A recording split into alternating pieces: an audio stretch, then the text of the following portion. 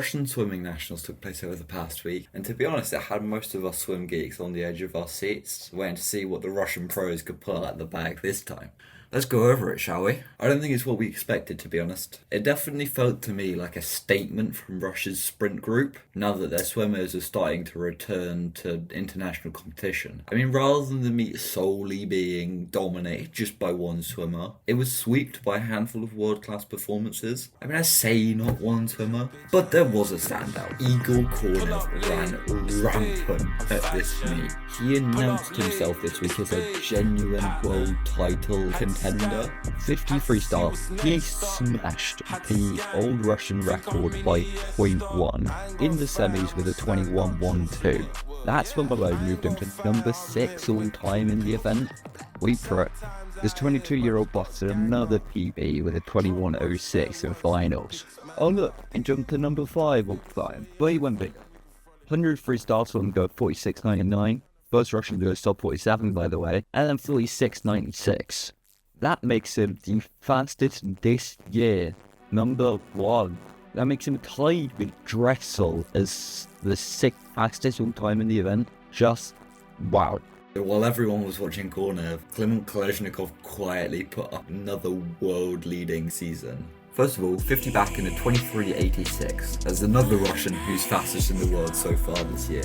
And it's his 10th time sub 24. 10th! It's scary how routine he's making these swims feel at this point. And of course, he won the 100 back, beating Pavel Samusenko in a 52.52. Topic of backstroke. What the hell is Russia's 50 backstroke looking like right now? It's by far the deepest event at the meet. Kolesnikov 23.86, Samusenko 24.12, and Lifintsev 24.43. That's 3 sub 24.5s in one final. At only a nationals. For some previous context, the previous number 1 in the world before this meet was Samusenko, who was a 24.33, and he beat that by 0.2. And Yakolev, who wasn't even at this meet, went a 24.38 already this year. That's making it 4 crazy 50 backstrokers. And to think the 50s are back at LA in 2 years' time, there could be some serious scenes. I just want to dwell on Lifintsev for a second.